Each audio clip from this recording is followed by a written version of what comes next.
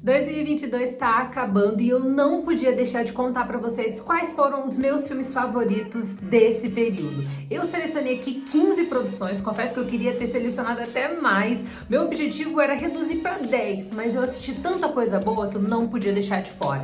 Então eu fiz essa lista aqui com tudo que eu assisti de melhor, desde aquilo que eu vi lá no Festival de Sundance em janeiro desse ano, até o que eu assisti no Festival de Toronto e muita coisa que eu recebi em primeira mão dos principais estúdios de Hollywood. Vem comigo porque essa lista tem muita coisa inédita e exclusiva que ainda não chegou no Brasil e que já é pra você deixar anotadinho pra você assistir quando estrear. Vem cá! Oi, meus amores, aqui é a Rafa Gomes. Tô muito feliz de estar aqui com vocês para um dos últimos vídeos desse ano. Eu não sei dizer se esse vai ser o último ou um dos últimos, porque eu tenho algumas coisas aí, algumas cartas na manga. Mas pra gente não perder tempo, já chega, se inscreva aqui no canal, ative as notificações, não se esqueça de me acompanhar nas redes sociais também, no @Rafa Gomes no Instagram e no @Rafa Gomes C lá no TikTok. Não vamos perder tempo não, porque na minha 15ª posição de filme favorito de 2022 a gente tem o terror / ação / comédia intitulado Noite Infeliz. Segundo a sinopse do IMDb, Noite Infeliz é uma história sobre uma equipe de elite de mercenários que invade um complexo familiar na véspera do Natal, deixando todos reféns. No entanto, eles não estão preparados para um combate surpresa. Papai Noel está no local. Essa produção foi dirigida por Tommy Wirkola e é estrelada por David Harbour e também por John Leguizamo. E foi uma surpresa para mim. Eu assisti esse filme na pré-estreia brasileira em São Paulo, a convite da Universal, e eu me diverti horrores. Esse filme, como eu falei pra vocês no meu vídeo de análise da produção, é uma misturinha entre Esqueceram de Mim com Duro de Matar e o resultado é inusitado. É um filme que foi uma surpresa. Não é sempre que a gente tem filmes natalinos com essa pegada e eu acho que foi uma ótima forma de fechar 2022 com um filme natalino que fosse diferente. Eu adorei. Se você ainda não assistiu Noite Infeliz, você precisa assistir. O meu 14º filme favorito é A Vida Depois de Yang, que foi dirigido por Kogonada e que é baseado em um conto. Aqui nessa produção, segundo a sinopse oficial, num futuro próximo, uma família enfrenta questões de amor, ligação e perda após seu ajudante, um androide hiperrealista, sofrer problemas técnicos. Colin Farrell estrela essa produção, que é bem soturna, é um filme original da produtora A24, assisti ele no Festival de Sundance desse ano, ele teve o seu lançamento oficial no Festival de Cannes de 2021, mas foi lançado em 2022, por isso que ele tá aqui nessa lista, e é uma produção emocionante, que fala a relação de uma família com esse androide e também toda a adaptação de uma menina, que é uma menina asiática que foi adotada por pais ocidentais. É um filme bem delicado, com questões existenciais e com reflexões poderosas sobre o que é ser humano, sobre o que é ter sentimentos, o que é nutrir memórias e o que nos faz ser realmente humanos. Então é muito legal, é um filme emocionante que eu não esperava gostar tanto assim. É uma pena que ele não teve tanto destaque, mas fica aqui também já como uma dica para você assistir A Vida Depois de Yang, nessa 14ª posição. Já a 13ª posição é outra produção que me pegou extremamente de surpresa, mas é o oposto de A Vida Depois de Yang. Aqui a gente tem uma mistura de true crime com também uma comédia, ao mesmo tempo que faz uma sátira a essa indústria das mídias sociais, essa indústria digital, onde todo mundo é uma espécie de influencer, tá tentando se promover. Eu tô falando de Suzy Searches, é um filme que eu assisti no Festival de Toronto desse ano, eu não esperava por nada do que eu assisti. A produção é estrelada por Alex Wolff, que eu acompanho desde os tempos de Naked Brothers Band, lá da Nickelodeon. Vamos ver se alguém aqui lembra de The Naked Brothers Band. Se você é dessa época, fala aqui pra mim, se você assistir essa série da Nickelodeon. E segundo a sinopse oficial, Suzy Searches conta a história de uma desajustada universitária que aproveita a oportunidade de alavancar sua popularidade e seu podcast de true crime ao decidir tentar resolver o desaparecimento de um colega de classe. A Sophie Cardman assina a direção desse filme, que é realmente maravilhoso, tem um plot twist que nos surpreende e um desfecho que é de explodir mentes. A primeira parte do filme, o primeiro ato do filme, é convidativo, mas não é nada surpreendente. Só que a partir do segundo ato, a gente tem não apenas uma eclosão de performances excelentes, como a gente também tem um roteiro que vai amadurecendo, vai se desenvolvendo diante das telas e que consegue entregar um desfecho que, assim, é o suprassumo de uma experiência que já era muito boa, mas que poderia ser apenas muito boa, mas que pra mim acabou se tornando memorável, porque eu não dava nada pro filme e ele acabou entregando tudo. A 12ª posição ainda não estreou no Brasil tão bem, mas é um filme que eu acho que muitos de vocês vão querer assistir. Você deve se lembrar lugar do terror X, que fez o maior sucesso, foi super ovacionado, a galera curtiu pra caramba também, o TOS, pouco depois, anunciou um derivado, um spin-off, que é Pearl, que conta a história dessa jovem que antecede a história de X. Sabe a Pearl, a vilã Pearl, aquela senhora que a gente vê no filme X, tacando terror em todo mundo? Pois é, como ela se tornou essa mulher obcecada, obsessiva e também doidinha de pedra. A gente vai descobrir isso no filme Pearl. Como eu falei pra vocês, é dirigido pelo Ty West e é estrelado pela Mia Goth, que está simplesmente sensacional. É incrível porque ela estrela o filme X, né, num outro papel, mas aqui ela faz também a personagem Pearl. Então assim, é sensacional. A gente já viu ela no filme X também fazendo a Pearl na versão idosa. Aqui ela faz a Pearl na versão jovem e é um filme que me surpreendeu. E um dos grandes motivos é justamente a atuação da Mia Goth. Ela está excelente, ela é uma atriz que eu acho que merece muito mais destaque. Ela é casada com Shia LaBeouf. A história dela e do Shia LaBeouf é uma história que também já me comoveu horrores, mas se você ainda não assistiu Pearl, até porque ainda não chegou aqui no Brasil, fique de olho, porque se você gostou de X, eu aposto que você vai adorar Pearl. Eu particularmente achei melhor do que o X. Tem gente que assistiu e não achou, mas vai por mim que se você é fã de terror e quer um terror que seja topzera, você vai adorar esse filme. Um dos filmes mais divertidos que eu assisti em 2022, que também foi uma surpresa lá no Festival de Toronto, foi Glass Onion, Uma História Knives Out. E ele é aqui a minha 11ª posição de filmes favoritos de 2022. Glass Onion, Uma História Knives Out traz aqui Rian Johnson de volta, dessa vez contando uma nova história do detetive Benoit Blanc, que dessa vez vai para a Grécia para resolver o seu último caso. Essa produção traz Daniel Craig de volta, ao lado de Edward Norton, Kate Hudson. Temos um elenco ali, ó, gigantesco. Janelle Monáe também tá ali. E aqui, gente, nessa sequência de... Vamos lá. E aqui nessa sequência de Entre Facas e Segredos, Rian Johnson pega a caricatura do Benoit Blanc e escancara ela diante da audiência. Então, se ele já era uma figura caricata no primeiro filme, no segundo filme isso fica ainda mais em evidência, fazendo com que ele se torne realmente uma figura cômica para nós, mas ao mesmo tempo que ele é uma figura cômica, ele é um personagem que a gente consegue levar extremamente a sério e que tá aqui nessa caçada, em um rolê que é totalmente diferente do que a gente viu lá em Entre Facas e Segredos. Achei que o mistério de Glass Onion tá no mesmo patamar do mistério de Entre Facas e Segredos, e os personagens novos são tão bem construídos e são tão bem explorados em tela que faz com que não apenas a franquia ganhe um fôlego novo, mas faz também com que o Rian Johnson consiga planejar a longo prazo a história de Benoit Blanc. Eu acho que Glass Onion solidifica Benoit Blanc como o novo personagem do Daniel Craig, depois ele pendurar a sua gravata borboleta e os seus artefatos de James Bond, e dá não apenas uma vida nova ao personagem, mas promete também histórias muito boas no futuro. Eu acho que o personagem tem um futuro muito promissor nos cinemas. Eu ri demais assistindo Glass Onion. Talvez tenha gente que tenha ficado incomodada por conta do excesso de humor, mas eu achei que a combinação entre investigação, toda aquela pegada de Agatha Christie e Poirot e também essa pegada mais cômica funcionou tão bem que com certeza eu assistiria uma pancada de filmes do Benoit Blanc. Eu quero muito que o Rian Johnson consiga confirmar a sequência de Glass Onion, tô torcendo pra isso, e se você ainda não assistiu Glass Onion, Uma História Knives Out, corre lá pra Netflix porque tá disponível por lá. A minha 10ª produção favorita de 2022, eu tenho certeza que é a primeira favorita de vocês nesse ano. Eu amei esse filme, mas ele não vai ocupar aqui o meu primeiro lugar, porque tem mais um monte de coisa que a gente vai falar ao longo desse vídeo, mas eu estou falando aqui de Top Gun Maverick.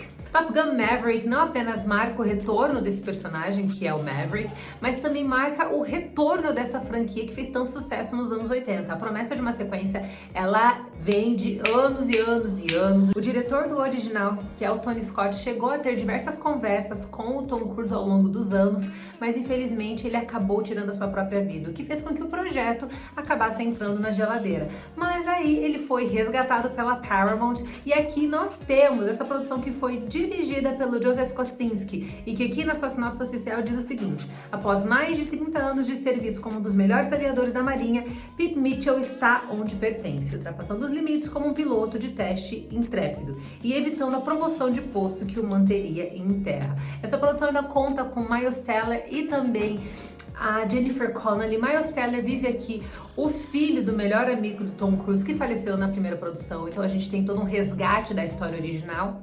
À medida que a gente tem diversas referências ao passado da franquia, né, lá do filme dos anos 80, e também temos um horizonte se expandindo. Ficou muito claro que o Tom Cruise não está disposto a botar a franquia de Top Gun na geladeira novamente, ele tá a fim de fazer novas produções. Se eu não me engano, a gente já tem uma sequência confirmada. Eu confesso que eu não chequei antes de fazer esse vídeo, então me perdoe, porque não vai dar tempo de checar, senão eu vou demorar muito aqui nesse vídeo.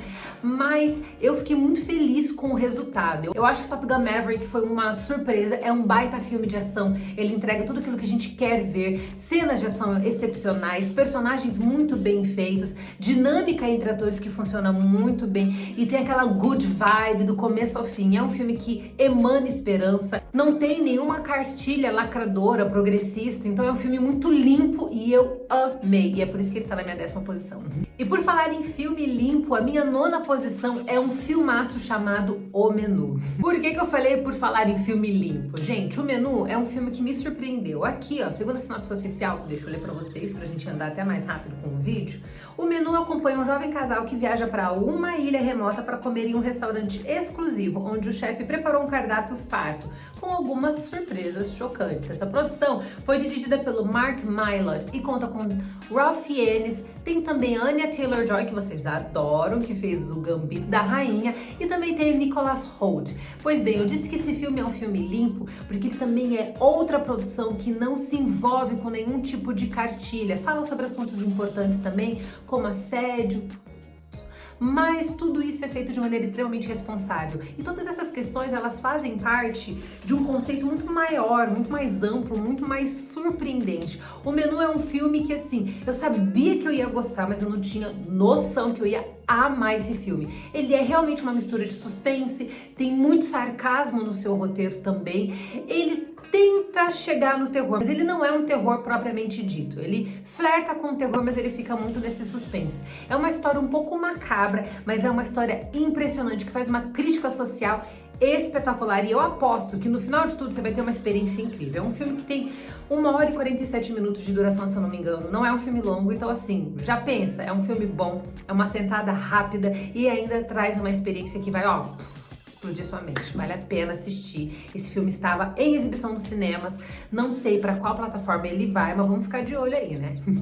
Meu 8º filme favorito é The Batman. E dispensa apresentações, né, gente? Matt Reeves assina a direção de The Batman, e um filme que traz Robert Pattinson aqui como personagem homônimo, ao lado de grandes atores como Colin Farrell. Temos também Jeffrey Wright e Zoe Kravitz, aí só pra citar alguns, né? A gente tem um elenco tchutchuco. The Batman é um filme de origem que eu amei. Vocês sabem que The Batman é o meu super-herói favorito, né? Eu sou apaixonada por ele desde a minha infância. Então eu sempre tenho um olhar um pouco mais clínico e mais cauteloso quando se trata desse personagem. E eu achei que a interação de Matt Reeves funciona muito bem. Ele é um filme muito mais dark, muito mais sombrio. Ele aposta numa paleta extremamente fria, traz uma trilha sonora que mescla Ave Maria com Nirvana. Se alguém um dia cantasse essa bola pra mim, eu ia falar pra vocês, não tem como isso funcionar, mas Matt Reeves e toda a sua equipe fez com que isso ficasse realmente lindo em tela, entregando pra nós uma experiência que vai muito além de uma adaptação de quadrinhos. É fato que o gênero de adaptação de quadrinhos está passando por um período de baixa, até porque esses filmes são extremamente formulaicos, né, gente? Eles estão dentro de uma fórmula e a fórmula é repetida sucessivamente, e a gente chegou num ponto de estafa, entendeu? Com tantas produções sendo lançadas simultaneamente, a Marvel fazendo muita série também, então o público tá cansado. E a DC, ao mesmo tempo que patina demais para estabelecer o seu universo, ela consegue fazer filmes solos que são simplesmente obras-primas do cinema. Coringa tá aqui para provar isso, é um vencedor do Oscar, e The Batman chega aqui também como esse filme que foge à regra, quebra o molde e se consolida muito mais do que um filme de adaptação de quadrinhos, mas se consolida como uma produção excepcional, um filmaço, ao lado da trilogia do Cavaleiro das Trevas, mais especificamente de Batman, o Cavaleiro das Trevas. Eu acho que The Batman tá ali no hall de produções soberbas, extraordinárias da história do cinema. É um filme incrível. Eu espero que o James Gunn não descarte esse Batman do Robert Pattinson, que é uma escolha excelente e que também dá para ser trabalhada a longo prazo. Vamos ver como a DC vai arrumar a sua casa. Mas de qualquer forma, The Batman fica aí como um dos meus filmes favoritos de 2022. Já na minha sétima posição, a gente tem um filme que mistura de tudo, vai de ficção científica pra ação, tem até uma pegadinha de suspense, muita comédia e também uma pitada de drama. Eu tô falando aqui dessa bagunça maravilhosa intitulada Tudo em Todo Lugar ao Mesmo Tempo. De acordo com a sinopse oficial, a gente acompanha aqui uma imigrante chinesa que se envolve em uma aventura louca, onde só ela pode salvar o mundo explorando outros universos que se conectam com as vidas que ela poderia ter levado. Essa produção é dirigida pelos Dans, o Dan Kwan e o Daniel Schneider, que são os mesmos responsáveis pelo filme Um Cadáver para Sobreviver. Eu adoro Um Cadáver para Sobreviver. Sempre falei desse filme pra todo mundo, já falei desse filme horrores lá no TikTok e no Instagram também. Ninguém me dava moral pra esse filme, mas aí foi sair Tudo em Todo Lugar ao Mesmo Tempo, de repente todo mundo descobriu os Dans. Dois cineastas que eu já tenho falado há anos, mas enfim, estamos aí na atividade, né, gente? Essa produção é estrelada pela Michelle Yeoh, que tá maravilhosa nesse filme. Ele é um filme que ele entra em algumas questões que eu não gosto muito, acho que tem alguns probleminhas assim, não é um filme perfeito, é um filme excessivamente longo e por ser uma descarga de adrenalina extremamente intensa, eu acho que eles poderiam ter equilibrado mais. Tem uma gordurinha ali que poderia ser extraído, o filme poderia ter terminado em 1h40, 1h50, mas de qualquer forma o resultado funciona muito bem. E o fato deles explorarem esse multiverso da loucura faz com que a trama fique ainda mais interessante. Então é um filme que acaba trazendo muitas reflexões legais dentro de um contexto que leva também a gente a se divertir. Então é um filme que vai produzir aquela reflexão na sua mente, mas também vai levar você a ter uma ótima experiência cinematográfica. Tem seus problemas, mas eu acho que é um filme que, em termos de roteiro, ele é muito elaborado, ele é muito complexo e os diretores, que também são os roteiristas aqui, eles conseguem transformar toda essa complexidade em uma simplicidade visual que é apaixonante. Então o resultado tá bom demais. Essa é uma das grandes promessas na temporada de premiações, então fique de olho e assista Tudo em Todo Lugar ao Mesmo Tempo, que você pode alugar aí nas plataformas de streaming. O meu sexto filme favorito de 2022 é um filme sensacional da Amazon Prime Video que ninguém tá comentando, que é uma pena, e é um filme que, assim, tem chances na temporada de premiações, mas também pode passar despercebido. Eu estou falando de A Babá. A Babá, gente, é um filme que foi dirigido pela Nikiatu Juso. Eu precisava ler esse nome porque não é um nome fácil. E aqui, segundo a sinopse oficial, diz o seguinte: Aisha, uma babá imigrante, monta uma nova vida em Nova York enquanto cuida do filho de uma família do Upper East Side. Ela é forçada a enfrentar uma verdade oculta que ameaça destruir o seu sonho americano. Essa produção é estrelada pela Anna Diop e pela Michelle Monaghan. E é um filme que eu assisti no início do ano no Festival de Sundance e é incrível, porque ele faz uma analogia à quebra do sonho americano, à medida que conta a história dessa imigrante que largou tudo que ela tinha, largou a sua situação, que era uma situação de miséria, para tentar lutar por uma vida melhor para ela e para o seu filho. E enquanto ela está longe do seu filho, porque o seu filho está no país de origem e ela está nos Estados Unidos tentando construir a sua vida, ela está ali para cuidar da filha de um casal rico. E à medida que ela vai vendo a dinâmica familiar desse casal, ela também vai sendo atormentada por pensamentos sombrios e também pela casa daquela família que parece ser uma casa praticamente amaldiçoada. Não é o caso aqui, mas ela tá numa confusão mental e numa complexidade psicoemocional tão grande que fica difícil ela conseguir discernir o que é real do que não é real. É um filme apaixonante que faz uma crítica sobre essa questão do sonho americano e conta o dilema de uma mãe que para poder trazer a melhor vida que o seu filho possa ter, é obrigada a se submeter a situações tão terríveis. É um filme emocionante, impactante, que tem atuações incríveis. Se houver justiça em Hollywood, coisa que não existe, vamos deixar bem claro aqui, a Nikiatu vai receber uma indicação pelo seu trabalho como diretora. É uma diretora estreante, esse é o primeiro filme que ela dirige e logo no seu filme de estreia ela traz uma identidade visual incrível. O filme tem uma fotografia muito boa e vocês precisam assistir. A Babá está disponível lá na Amazon Prime Video. Se você gosta de um filme que é um papo mais cabeça, mas que também tem uma mistura excelente entre drama, terror e suspense, corre lá para assistir. Vamos ao nosso top 5 filmes favoritos de 2022. Na quinta posição, a gente tem Elvis. Elvis foi dirigido por Baz Luhrmann, que é um diretor que eu amo. Ele é extremamente glamouroso, ele ama um glitter, uma purpurina, um glamour. Eu já falei pra vocês aqui no meu vídeo do Elvis. E aqui a gente tem Austin Butler na performance da sua vida. Ele personificou Elvis em toda a sua atuação e é incrível esse filme. Esse filme tem 3 horas de duração. Ele tenta fazer uma certa meia-culpa em relação a algumas questões polêmicas relacionadas ao Elvis, mas fato é que a gente tem uma narrativa excelente. É uma cinebiografia que, em geral, ela é ipsis literis, ela segue bem à risca a história do artista e tem uma coletânea de performances exemplares que são lideradas aqui tanto pelo Austin Butler como também pelo Tom Hanks, que vive o empresário do Elvis. A dinâmica dos dois é maravilhosa, é impecável e é uma delícia ver o Austin Butler ganhando o destaque que ele merece. Eu queria muito vê-lo subindo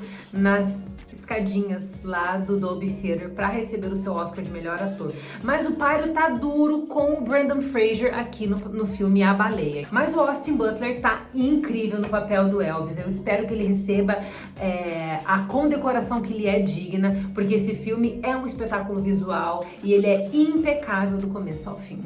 O meu quarto filme favorito foi uma surpresa que eu assisti essa semana, na semana que eu tô gravando esse vídeo, e que mais uma vez solidifica o quanto o Colin Farrell é excelente. Vocês vão perceber que esse é o terceiro filme da minha lista de favoritos de 2022 que tem o Colin Farrell estrelando. Eu estou falando aqui de Os Banshees de Inisherin.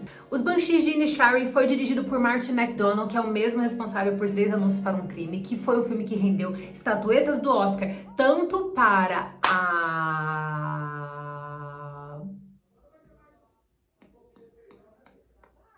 Frances McDormand, como também rendeu um Oscar para Sam Rockwell. Gente, a memória aqui, desculpa, deu uma falhada, porque é muita coisa pra gente falar nesse vídeo. Ele é o mesmo diretor desse filme que rendeu o Oscar pra esses 2 atores, e aqui a gente acompanha a história desses 2 amigos. Eles eram amigos de longa data, até que num belo dia, um deles decide romper a amizade entre eles. Só que o outro amigo não aceita o fim dessa amizade e vai fazer de tudo para tentar recuperar o seu amigo. Essa produção, ela é tragicômica, é uma mistura de comédia com drama e traz aqui o Colin Farrell contracenando com o Brendan Gleeson, que também tá maravilhoso. Os dois já atuaram juntos em um outro filme do Martin McDonagh, que é o In Bruges, e aqui, gente, os dois estão numa performance que não apenas são complementares, mas eles brilham em tela. Eu acho que o Brendan Gleeson tá sensacional nesse filme, que tem um humor que tá mais escondido nas entrelinhas. Quando eu assisti o filme, eu fiquei pensando, olha, de comédia esse filme não tem tanta coisa assim não, ele tem umas sacadas cômicas sensacionais, mas não é aquela comédia como muitos estão falando. Mas depois que eu terminei o filme, eu comecei a lembrar de algumas cenas e conforme eu lembrava dessas cenas, eu começava a rir sozinha.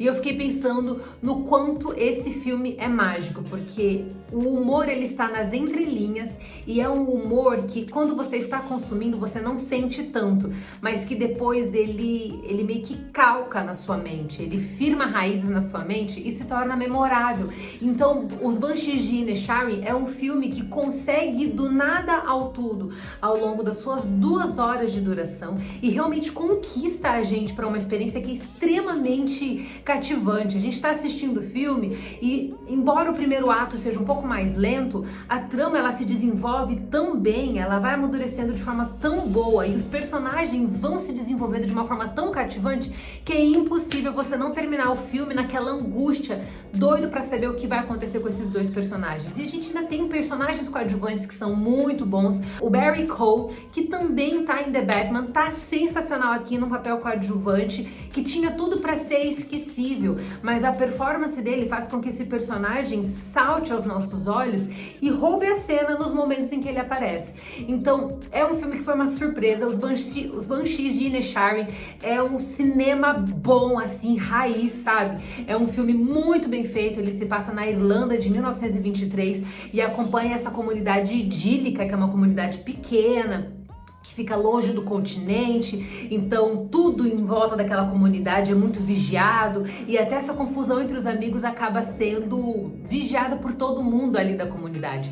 Então a gente tem uma relação entre personagens muito boa, nós temos atuações exemplares e também a gente tem uma direção de fotografia que é aqui conduzida por Ben Davis, que é maravilhosa. A gente tem os visuais da Irlanda simplesmente estampando o filme de uma maneira super poética, super bucólica, que acaba sendo até mesmo um contraste com a própria performance do Brendan Gleeson, que é um personagem extremamente objetivo, cru, seco, sem emoções. Enfim, esse filme é excepcional, vocês precisam assistir Os Banshees de Inisherin. E eu tô aqui, ó, contando os dias pro Colin Farrell ganhar o seu Oscar. Não acho que vai ser dessa vez, porque a gente tem Austin Butler aí na disputa, mas eu acho que é uma questão de tempo até ele ter essa estatueta, porque ele tá mostrando serviço da mais alta qualidade. A minha terceira posição é um filme sensacional também, eu tô falando muito essa palavra aqui, mas Triângulo da Tristeza é um filme que todo mundo tem que assistir. Ele pode ter um pequeno problema, mas ainda assim, ele é o meu terceiro filme favorito de 2022. Dirigido por Ruben Östlund, em Triângulo da Tristeza, a gente tem aqui um navio de cruzeiro para os super ricos, que acaba afundando, deixando alguns sobreviventes, incluindo algumas celebridades da moda. Todos ficam presos em uma ilha, e é aí que a situação vai ficar bem complexa. Esse filme ainda traz aqui o Woody Harrelson fazendo um papel especial, ele não aparece tanto no filme, mas quando ele aparece, ele também brilha. Acho que ele poderia facilmente ganhar uma indicação de melhor ator coadjuvante. E o filme faz uma crítica social à burguesia, faz uma crítica social à classe dos privilégios e mostra um contraste. Num estado de sobrevivência, como fica essa luta de classes entre os mais ricos e os mais pobres. E quando eu falo que o filme tem um probleminha, é que é o seguinte, o filme faz uma crítica social excelente, ele é uma comédia que também tem um pouquinho de drama, mas ele transforma o drama em um escárnio terrível. Então essa é uma produção que vai fazer você rir. Tem uma cena ali dos personagens passando mal dentro do cruzeiro, que é um horror aquela cena, gente, é um pesadelo. Você assiste aquela cena te consome, ao mesmo tempo que ela é horrível de assistir, ela é extremamente divertida e engraçada. E quando eu falo do problema do filme, é que ao mesmo tempo que o filme faz uma crítica social extremamente importante, fazendo um confronto sobre classes sociais, fazendo um paralelo entre o marxismo e também o capitalismo, o filme peca por um aspecto muito sério. O filme ele é uma crítica social sobre poder, riqueza, sobre a divisão de classes sociais, certo? Mas a estreia do filme foi no Festival de Cannes, que é simplesmente o festival de cinema mais elitista do mundo. E não é apenas o festival mais elitista do mundo, como é um festival que é o mais glamuroso da indústria cinematográfica, é o mais pomposo, é o que tem mais regras de comportamento e de vestimenta, e é estranho, é antagônico, um filme que faz uma crítica da proporção que Triângulo da Tristeza faz, ter a sua premiere mundial no Festival de Cannes, onde ele também recebeu um prêmio. Então assim, nós temos aí um filme que é uma crítica a uma indústria onde eles mesmos estão endossando a própria indústria e ainda estão sendo beneficiados pela própria indústria que eles estão criticando. Então vocês entendem que é incoerente quando a gente está falando socialmente, entendeu? Em termos cinematográficos, Triângulo da Tristeza é um espetáculo, é maravilhoso, eu morri de rir assistindo o filme. Até os 45 do segundo tempo eu falei, esse filme é bom, mas não sei não se vai ser um dos meus favoritos. Mas quando eu terminei o filme eu falei que não tem jeito. O filme é maravilhoso mesmo. Então assim, Triângulo da Tristeza, em termos cinematográficos, é impecável. Socialmente falando, ele é problemático, mas tá aqui na minha terceira posição. Meu segundo filme favorito não tinha como ser outro que não fosse Pinóquio por Guilherme Del Toro. Que filme espetacular. Eu ainda tinha um vídeo pra trazer desse filme, mas eu fiquei tão enrolado com tanta coisa que nem deu tempo, gente. A produção do Guilherme Del Toro é dirigida pelo Guilherme Del Toro, mas também é dirigida por Mark Gustafson e traz aqui um elenco de dubladores originais que são sensacionais. A gente tem o próprio Ewan McGregor, Cate Blanchett, Tim Blake Nelson, o Christoph Waltz e o David Bradley, entre os dubladores originais de Pinóquio por Guilherme Del Toro. E aqui a gente tem uma versão mais sombria, autoria desse clássico conto, que ele é do domínio público. Então, por ser de domínio público, faz sentido a gente ter tanto o Pinóquio da Disney, que é o remake com Tom Hanks, que não agradou nada, assim como a gente tem esse outro que está sendo lançado aqui no final do ano, que foi lançado no início de dezembro.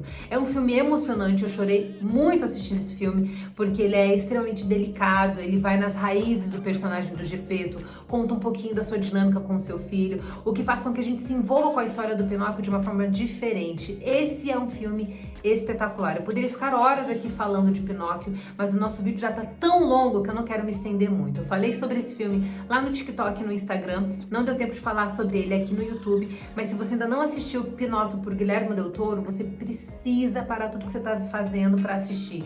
É um filme apaixonante, em termos de direção, é espetacular. A gente tem um trabalho aqui de stop motion que é muito meticuloso, muito detalhado. Com certeza Pinóquio vai ganhar o Oscar de melhor filme, se houver justiça no mundo. Já falei pra vocês que não existe justiça em Hollywood, mas quem sabe esse filme conquiste. Tem tudo pra conquistar, porque ele é realmente impecável e é um dos filmes que você assiste uma vez só e ele marca a sua mente, ele marca o seu coração, ele marca a sua alma. E vale muito a pena assistir se você ainda não assistiu, tá lá na Netflix.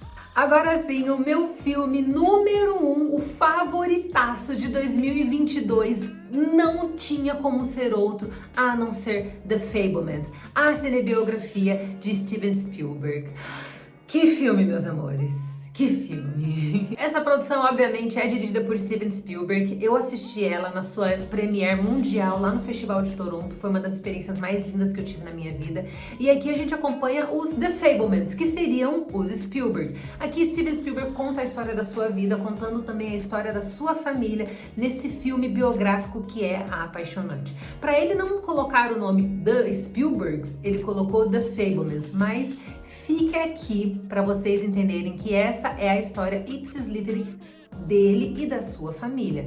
Eu conheci o Steven Spielberg lá no Festival de Toronto, eu tava na sessão de imprensa, eu não sabia que ele ia aparecer por lá. Gente, eu quase não consegui chegar a tempo na sessão do Spielberg, porque deu uma cubu, era domingo, não tinha metrô disponível ainda, porque era 8 horas da manhã, era menos de 8 horas da manhã, era 6 da manhã quando eu saí pra assistir esse filme. Queria chegar com muita antecedência pra assistir The Fabelmans, mas todo esse problema com o transporte pra eu sair da onde eu tava até o local onde era a exibição do filme, me comeu um tempo gigantesco e eu quase perdi a premiere do filme. E eu não sabia na época, mas eu quase perdi a oportunidade de conhecer o Steven Spielberg, mas eu conheci ele e pude vê-lo de pertinho contando a sua história e contando pra nós que tudo aquilo que a gente viu no filme são memórias reais, que do que a gente assiste em The Fabelmans tem uma coisinha aqui e ali que são ficção. De resto, é tudo a vida dele mesmo, do jeitinho que aconteceu. Ele recria alguns dos seus momentos mais icônicos,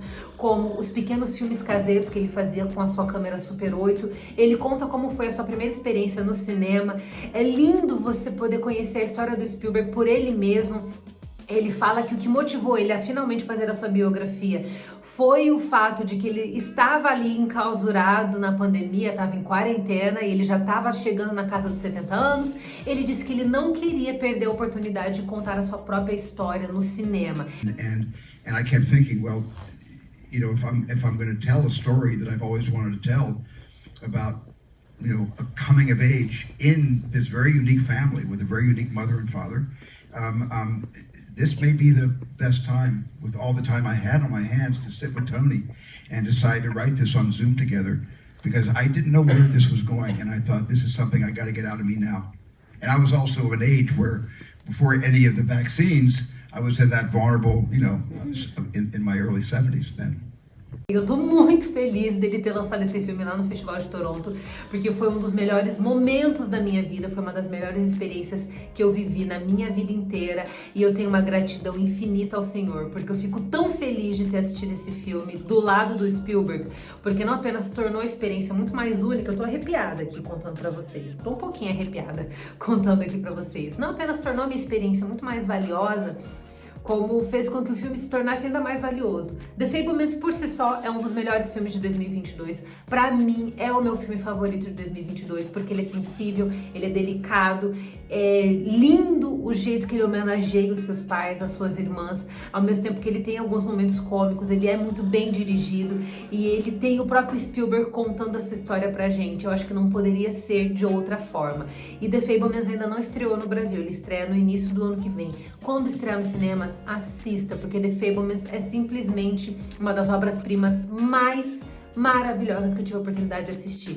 E se você gostou desse vídeo, não esquece de deixar o seu like. Esse vídeo deu um baita trabalho, gente. O trabalho de edição desse vídeo é gigantesco. Dê o seu apoio aqui no canal, isso é extremamente importante. Um feliz ano novo para todos vocês. Que Deus abençoe a vida de vocês. Recebam essa bênção, que é a bênção da provisão, da cura, da libertação, da alegria, da felicidade, dos boletos pagos venha sobre você, sobre a sua família. Que 2023 seja surpreendente. Que Deus te surpreenda de forma sobrenaturais, que vocês se sintam amados e muito queridos por mim, porque vocês são. Obrigado pela audiência de vocês, obrigado por todo o carinho.